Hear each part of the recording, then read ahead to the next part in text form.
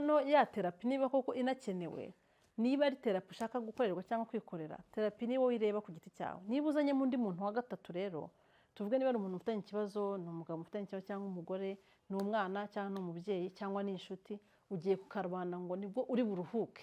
Nzi ko ntacyo kiganiro nta kimuha kubera iki ntekereza ko abantu bakora ibiganiro kuri platform zitandukanye, ikintu kijyanye kiri bukore ku buzima bw'abandi bantu, uba ugomba kwibaza ngo iki kiganiro ngewe ari icy'umuvandimwe wanjye kandi akaza kuvuga ko tuvukana, namuha umwanya wo kuvuga ibi bintu.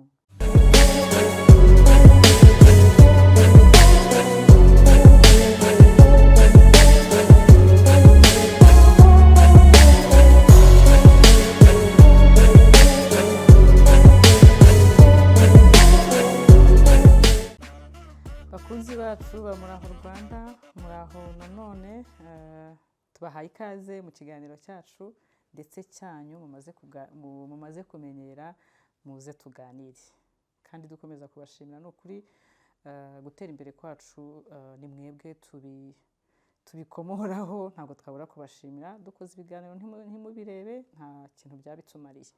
Murakoze cyane, message zanyu turazibona, inama zanyu turazibona kuri WhatsApp, kuri email, ahantu hose hatandukanye.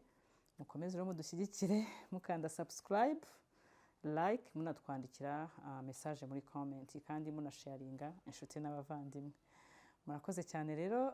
Ndi Devote nk'ibisanzwe, ndi kumwe na mugenzi wanjye Denise. Uyu munsi rero twihuse twabateguriye ikiganiro dushaka ko muza tukaganira. Twateguye ingingo yitwa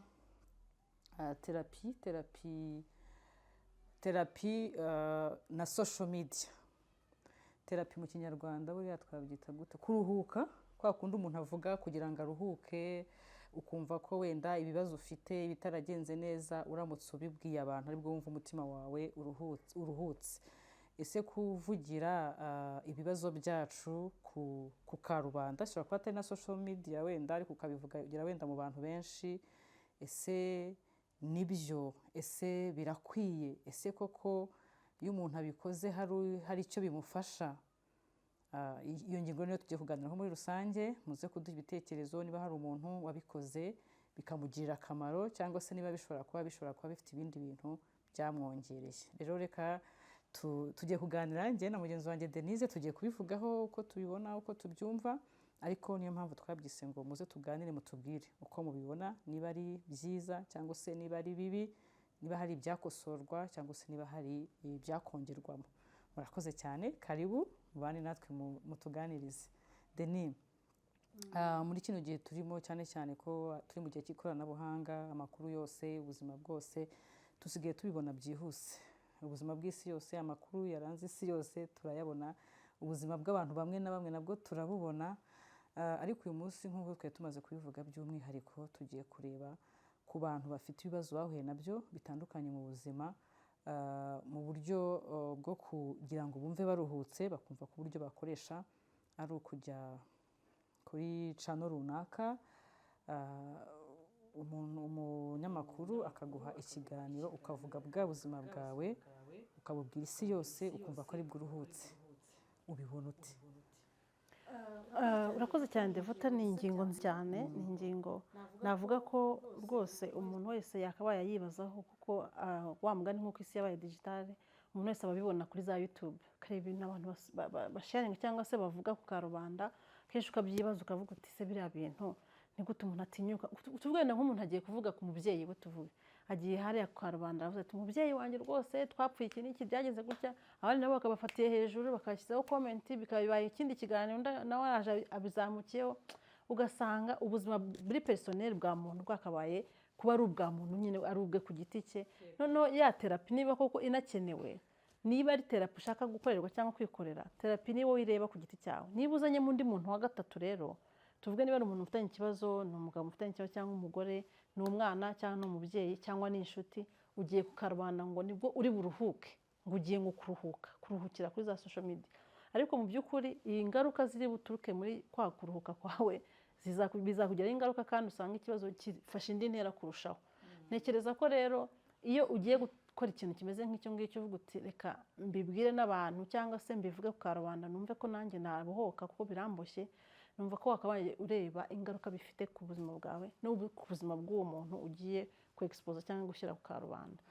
Njyewe terapi nemera kenshi niyo umuntu one by one, umuntu uvugana n'umusipsikologe cyangwa se umuntu muri babiri, umujyanama bariya bashinzwe ubujyanama ubuzima bwo mu mutwe, mukaba mwahura ukamugisha inama ukamubwira ibyawe, niba muri na couple mukajyana, kuko hagombye kuba ari terapi zireba couple cyangwa zireba se umwana n'umubyeyi cyangwa zireba abantu babiri, mukagenda mugahura n'undi muntu. Ariko niba mugiye ku karubanda, mugiye kubwira isi yose, isi ituwe n'abantu miliyoni zingahe. So numva rero ari ibintu abantu bakwiye gushyiramo ubwenge mbere yo kubishyira ku karubanda. Urakoze cyane. Ntekereza ko umuntu yakamenya ibyo agiye kuvuga. Hari n'ibintu umuntu ashobora kuvuga bidafite ikintu bitwaye cyangwa icyo byangije, ariko hari igihe usanga umuntu yagiye, wenda tuvuga ingero zimwe na zimwe, ugasanga umuntu ari kuvuga si ugushyigikira ibyaha, kuko hari ubwo buryo umuntu yivura ugasanga ibintu yakorewe n'ibyaha. Iyo ibintu wakorewe ari ibyaha, hari ubuyobozi, hari inzego za leta zishinzwe kwakira ibyo byaha, hari ubugenzacyaha, ubushinjacyaha, inkiko, birahari. Rero ugasanga urugero umuntu ari kuvuga ngo papa yamfashe ku ngufu. Mutwumve neza, hari abantu bavuga ngo ni ugushyigikira ibyaha. Oya, si ugushyigikira ibyaha, ariko ntabwo umuntu aregera kuri social media, hari ababishinzwe. Kandi tunabwizanyije ukuri nuko abantu bamwe dutinya kubivuga. Hari ikintu mpamya, wenda iyo nkitekereje kiranambabaza. Ndabizi ko neza njyewe uramutse uje kunshaba ikiganiro cyo kuvuga ngo papa yamfashe ku ngufu, nkatinyuka kukiguha, nkaba njye nakiguha, ariko ndabizi neza n'abandi babikora. Ndabizi ko ari nka murumuna wanjye cyangwa se ari mukuru wanjye byabayeho, ku buryo ari bubivuga akanavuga ko avukana nanjye. Nzi ko ntacyo kiganiro ntakimuha. Kubera iki? Ntekereza ko abantu bakora ibiganiro kuri platform zitandukanye, ikintu kiri bukore ku buzima bw'abandi bantu, uba ugomba kwibaza ngo iki kiganiro njyewe ari icy'umuvandimwe wanjye kandi akaza kuvuga ko tuvukana, namuha umwanya wo kuvuga ibi bintu? Birababaje kuko nyine usanga iyo ubivuze abantu bavuga ati no, ibiki byose mushyigikiye amafuti, cyangwa umuntu wese afite ukuntu aruhuka. Kuruhuka ndabyemera %100, umuntu wese agira ukuntu aruhuka, ariko shaka umuntu umwe, shaka babiri, shaka batatu, shaka abapasitori n'ufite aho usengera, shaka padiri, cyangwa n'uwo munyamakuru uje kureba, umubwira uti ndananiwe, mbabarira umfashe unyumve, akumve. Ariko hari ibintu, kuko n'abanyarwanda baravuga ngo utakumenye ntakubara. Mu by'ukuri niba hari umwana nabonye yiga muri segonderi wavuze iyo kese ngo yafashwaga na papa we ku ngufu, akanavugamo ngo rwose ngo niyo nabaga ndi muri regre ngo ntiharekaga kubikora. Tubwizanyije ukuri nk'abanyarwanda, uwo mwana afite ejo hazaza. Ari na se wenda se tuvuge ngo sava, tuvuge ngo se ni umunyabyaha, nidushaka tumwite ruharwa. Ariko uwo mwana wakorewe ibyo byaha, ibyo ni byo kujyanwa mu buyobozi, isagahanwa. Ariko buri wese agiye ajya hariya akaranda akavuga umuntu wamukoreye ibyaha, nta gihugu twagira. Nta gihugu twagira. Ndabizi ko yakinkoreye, yanakiriwe n'urubanza, cyangwa ngiye hariya akaranda ngiye kumushyira ku karubanda. Yego, numva ibyo bintu bitari bikwiye. Kuruhuka mu by'ukuri ugiye kuruhuka, ariko nakanya ugiye guhangana wa muntu ugiye gushyira umuntu ku karubanda. Ndavuga nti kuko umuntu abikora yabizemo, yabitumbereye, avuga ati ngiye kumushyira ku karubanda n'abandi babimenye n'iki. Ariko se mu by'ukuri ugiye kubivuga, uraza gutekereza aravuga iki, bene wabo baravuga iki, inshuti ze ziravuga iki, abamukomokaho baravuga iki. Reba abantu bose uri gushyira ku mutwe wawe, uri gutekereza icyo bari gutekereza. Njyewe ntabwo nabyo bivunanye. Njyewe ikibazo mfite nta nubwo ari uriya muntu, ikibazo mfite ni njyewe uri kuvuga ko papa ni rwo rugero twafashe, yafashe ku ngufu. Ese abana nzabyara ejo, cyangwa se niba ndanabafite, ishuri wagira ngo ntibazarivamo? Bazajya bavuga ati burya mama wawe, burya papa wa sogokuru wanyu ni nawe papa wanyu. Wagira ngo abana banjye bazajya kuba amayibobo ku muhanda kubera guhunga kuko Abanyafurika rwose dukunda kwivugira. Urumva, kuko ibintu byose binajyana n'umuco w'ahantu.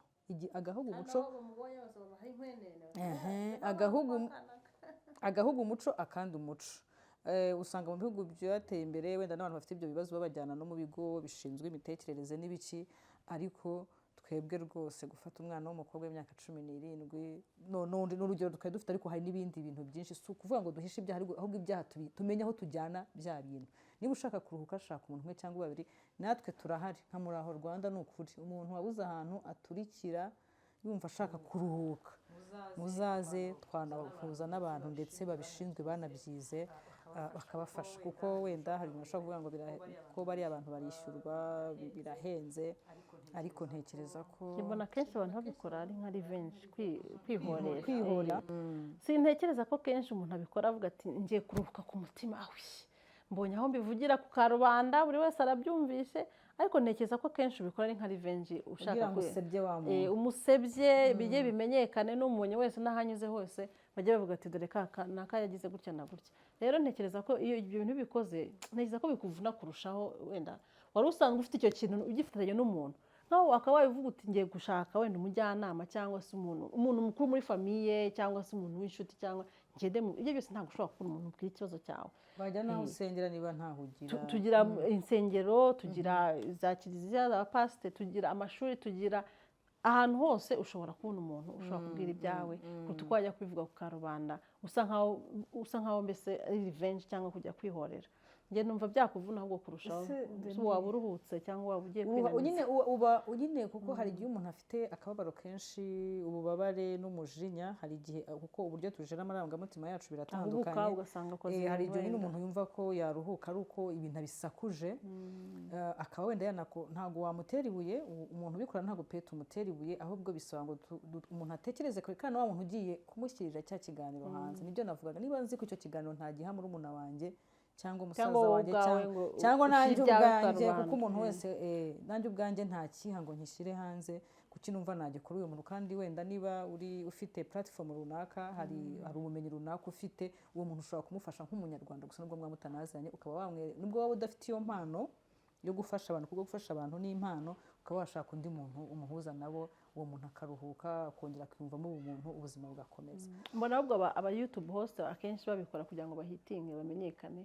Ugasanga ngo inkuru runaka yaciye ibintu, nanjye ndajya kumushaka, uwo muntu uri gutanga ubwo buhamya, nanjye ndajya kumushaka kugira ngo ntwikire. Akantu ko gutwika kugira ngo iyo ikintu ari cyiza, kuki batakirukankamo cyane cyo ngo ibyiza ntabwo bimenyekana. n'ubundi ngo good news is not news, ngo bad news is news. ngo amakuru meza ntabwo ari amakuru. Uzarebe no ku makuru asanzwe ku macene cyangwa se muri televiziyo, iyo uzi ko hari ikintu cyabaye byacitse, nibwo ujya kureba amakuru. Ibintu biteye ubwoba nibyo ujya kureba. Ntawe nyakireba. Ukumva ngo ibintu birashimisha, cyangwa ni ibintu by'iterambere biri aho ngaho, ubumva ko biri aho, ariko ugasanga ni ibintu biri muri kamere zacu, muri kamere ya muntu. Natwe twese iyo ubonye ibintu inkuru yacitse ngo bavuze kuri kanaka, kuri Devota ngo bamuvuzeho byagenze gute, urajya kureba iyo nkuru byanze bikunze. None se ntitunda tukiri aho, ubona wenda abantu, kuko icyo nzi ni kimwe n'uko abantu muri rusange, abantu hafi ya bose hano mu isi, abantu bahura n'ibintu bikomeye bitandukanye, bibi bitandukanye. Ese ariko siko bose, kuko umuntu wese aje akavuga histoire ye, buri muntu wese yakumva akavuga ati buranagendanaga nawe ufite ibyo bintu mu mutima. Ariko ubona abantu wenda bagira intege nke, bakaba bakwisanga baguye muri uwo mutego, byaba biterwa n'iki? Biterwa nyine no kutashobora kujara amarangamutima, no ku buryo bwo kumva ko ikintu kikubayeho bikaba biracitse, kandi ikintu kikubayeho cyabaye kuri runaka. Ntekereza ko ibintu byose bitubaho biba byarabaye n'ukundi muntu, nta kintu gishyashya kiba kirimo.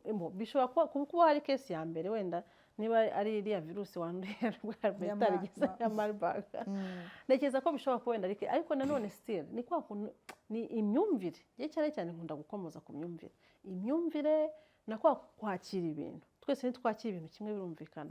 Ariko ntekereza ko niba ugiye gukora ikintu, akenshi ikintu nkunda kwibwira, niba ngiye gukora ikintu nkatekereza ingaruka zirimo n'uwo biri bugireho ingaruka, yaba ari njye byari kugenda bite, yaba ari njye abikoreye, kuko nanjye nshobora kugira ikibazo n'umuntu. Nta marayika murinzi uri kuri iyi si uvuga ngo ntazagirana ikibazo n'undi muntu. Ariko tekereza, umuntu ugirana ikibazo mushyize ku karubanda, ejo bundi nzagirana ikibazo n'undi muntu, nanjye ni njyewe bigarukaho, nawe njye banshyire ku karubanda. Ndumva umuntu ajya akora ikintu avuga ati igihe byangarutse nanjye babikoreye nzabyitwaramo. Icyo gihe rero umuntu arabyirinda, akavuga ati uko biri kose ninkora ikintu kikangaruka, nanjye ndatekereza ko n'uwo nagikora nawe byaba ari ikibazo. Tukiri aho ngaho, ntekereza ko ibyo bintu kuko twabwira nk'iki, kuko hariho umuntu, hari abantu tumaze iminsi tuganira kuri izo ngingo, wamubwira ko hari ibintu biba bidakwiye, niba birimo ibyaha yabijyana mu buyobozi, niba kwa kuntu umuntu ashaka kuruhuka yumva ashaka afite umuntu ashaka kubohokera, yashaka umuvandimwe niba ntawe yashaka, kuko ntekereza ko n'abantu bahura n'abo banyamakuru abenshi baba batanabazi, ntabwo uwo muntu aba yaramwumvise cyangwa akamwandikira kuri telefone abonye aho ngaho, ntabwo uwo muntu ari we ugiye kwizera.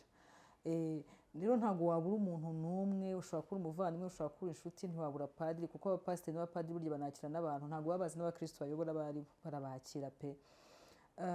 Wabwira iki nyine abantu bumva ko nyine abantu kuvuga ni uburenganzira bwabo, nibwo umuntu aruhuka, agomba kuvuga ibyo ashaka, ubyumva gute? Njyewe mba mbona ntabwo ikibazo cyane ari bariya abantu bavuga biriya bintu, kuko uriya muntu we nyine aba yarakomeretse, kandi iyo umuntu afite ikibazo nyine aba ameze nk'abarwayi, amarangamutima y'abarwayi, kandi iyo umuntu arwaye ntabwo aba azi uburyo ari bukemura ikibazo, ushobora no kubikoreramo amafuti cyangwa ukikomeretsa kurushaho, uzi ko wari ugiye kwikiza cyangwa se kubohoka. Ikibazo nkibona ku muntu wemerera wa murwayi kumwemerera kumuha umwanya wo kuvuga ibyo bintu akirwaye, kuko umuntu urwaye aragushyiraho indwara nyine nta buzima afite.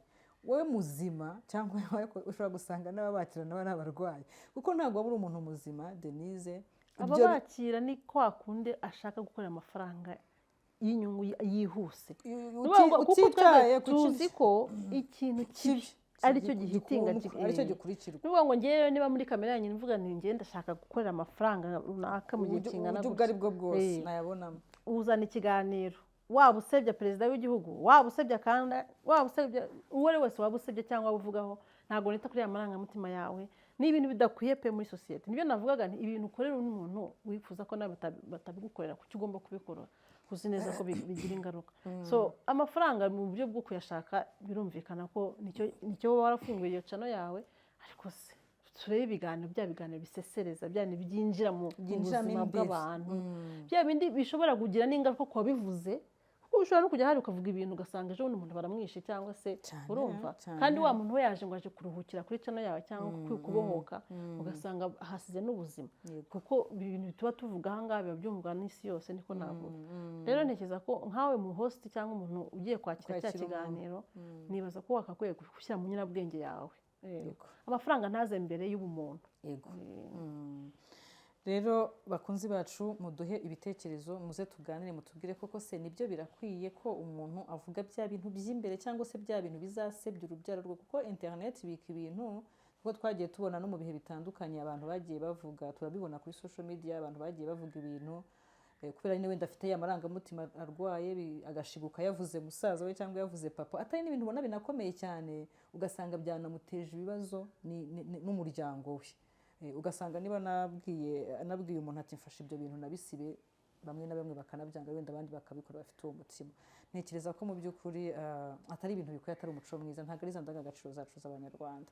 Muratubwira uko mubyumva, niba hari umuntu wabikoze, ariko ubwo biterwa n'ikintu icyo ari cyo, n'uburyo wakivuze, n'urwego wabigejejeho. Niba hari umuntu wabivuze, mugende nko ku rugero twabahaye, kuko hariho ibintu biba biteye ubwoba, biri ku rwego rw'inkuru ziteye ubwoba.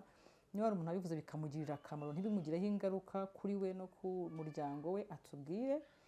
Niba kandi hari uwabikoze bikanamugiraho ingaruka kurusha uko yarategereje ko ari bukire, nawe atubwire. Tutanagiye tureke na social media, hari n'igihe nkubwira ibanga ryawe, ari umwe ndi kubwiye numva ari ryabanga ryanjye rindemereye, nzi ngo nduhuka, nkisanga waribwiye Pasi, umva narangiza nkababara, nkenda guturika umutima, cyangwa ni abantu 10 none utekereza ibyagiye ku isi yose, kandi wenda ari n'ibintu by'ubuzima busanzwe. Yego Deni, tugana ku musozo w'iki kiganiro, ubona hakorwa iki? Ni uwuhe muti wakorwa w'iki kibazo? Ni izihe nama twaha abantu bafite wenda iyo mitima iremereye, bifuza uburyo bakora terapi? Kuko burya mu buryo bwa terapi n'uburyo umuntu ashobora kuyikora, ariko itari kuri urwo rwego rwo kuba, kuko nayo ni iyindi myumvire, ni ahandi hantu, urundi rwego ubugezeho rwo kumva ibintu, wumva ukeneye umuntu wo kuruhukiraho, cyangwa uremerewe n'umutima n'ibintu yanyuzemo cyangwa yakorewe cyangwa yahemukiwe, aremerewe cyane, yumva igisubizo ari uko yavuga, yaruka bya bintu.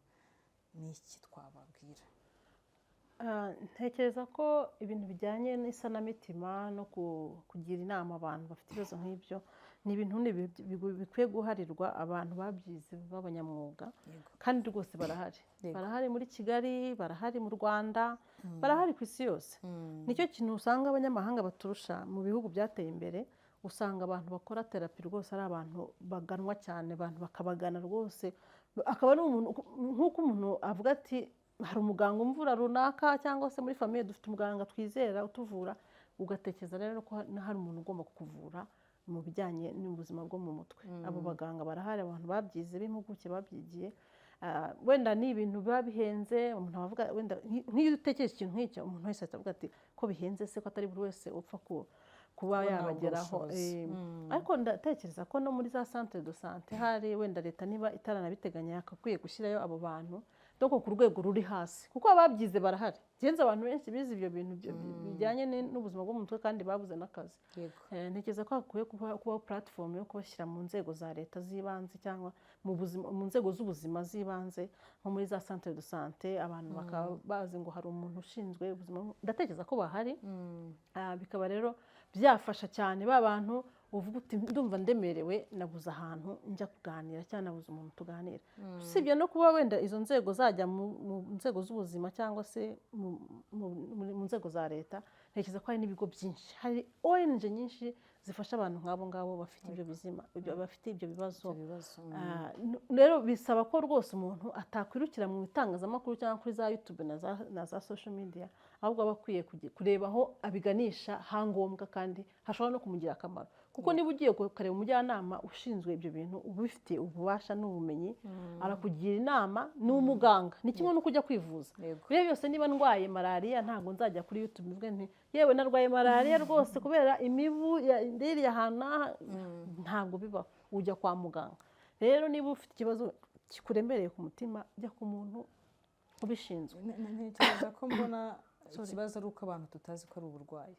Nabyo ni kwa kundi ni za nyigisho zigomba guhoraho, abantu bakamenya ko uburwayi bwo mu mutwe nibwo burwayi bukomeye bushobora gutera n'ubundi burwayi buri fizike ku mubiri. Abantu rero bakita ku buzima bwo mu mutwe, kuko ubuzima bwo mu mutwe nibwo bugize umuntu, ubwonko nibwo bugize umuntu. Niba mu mutwe wawe hahungabanye, uko biri kose ubuzima bwawe burahungabana, umuryango wawe uhungabane, akazi gahungabane, isi yose irahungabana. Ntekereza rero ko ari ibintu umuntu akwiye kwitaho. Ubuzima bwo mu mutwe bukwiye kwitabwaho, nabwo twazashaka wenda abantu bafite ubunararibonye cyangwa ubuhanga mu buzima bwo mu mutwe bakaza bakatuganiriza, bagasobanurira n'uburemere bifite kugira ngo abantu babyumve. Twebwe tuba dutanga ibitekerezo, tuganira bitewe n'ibyo tubona, ariko twumva ko byaba byiza nk'abantu b'inzobere bari bakwiye kujya begera amacano nk'aya yacu, bakaza bakaganiriza abanyarwanda. Kuko gukumira biruta kujya kwivuza cyangwa kuvura. Niba ukumira iyi ndwara rero uyikumire hakiri kare, ukumiriye iryo hungabana, ugakumira iyo trauma izava ku mubyeyi ikajya ku mwana, ikaba uruhererekane, burya uba ufite ikintu ukoreye sosiyete. Yego, Denise yarakoze cyane kuri uwo muti aduhaye. Wenda tunasaba leta cyangwa se n'ibigo binikorera bitari ibya leta bafite abakozi bakoresha, ni ukuri bakagiranye imikoranire cyangwa se amassurance, kuko biriya bintu koko birahenda, buriya buvuzi burahenda. Usanga abantu benshi babukora bikorera ku giti cyabo, usanga rero kubyishyura kenshi n'abafite akazi bihenze, byashaka kuntu bijya muri assurance, kuko witegereje ubuzima turiho muri no minsi koko bwa digital, abantu ibikomererwa bavuga bahura nacyo, cyangwa ibyo tubona muri quartier aho dutuye, abantu imibanire, ubona ko abantu hafi ya twese dufite buno burwayi. Ntabwo ari igisebo, nuko iyo tuvuze uburwayi bwo mu mutwe abantu bumva ibisazi n'ibindi byose, ariko imyitwarire tuvuga idahwitse cyangwa se idasobanutse, burya tuba twatangiye kurwara. Hari igihe njye ntabibona ariko mugenzi wanjye arabibona.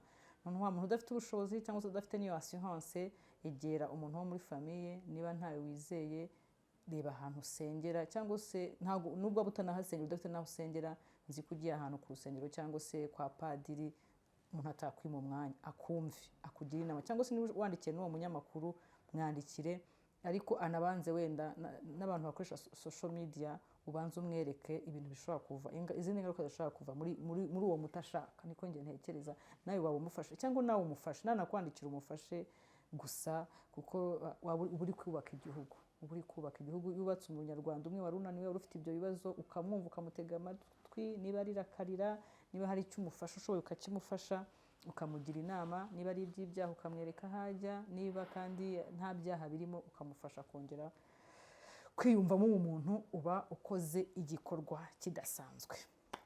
Gusa ntitwagana ku musozo Deni. Tugiye rero kugana ku musozo w'ikiganiro cyacu. Turabashimira cyane cyane, kino kiganiro ni kirekire kuko ni ibintu tubona mu buzima bwa buri munsi. Tuzatumira abantu bafite inararibonye mu buzima bujyanye n'ubuzima bwo mu mutwe kugira ngo batubwire se ibimenyetso ni ibihe, ingaruka ni izihe, ibyo byose twavugaga. Muduhe rero namwe ibitekerezo byanyu uburyo kino kibazo gishobora kugabanuka cyangwa se kikanashira burundu muri sosiyete yacu nyarwanda. Murakoze, turabashimiye kandi tubahaye ikaze mu biganiro byacu byo gutaha. Mugire ibihe byiza. Bye bye.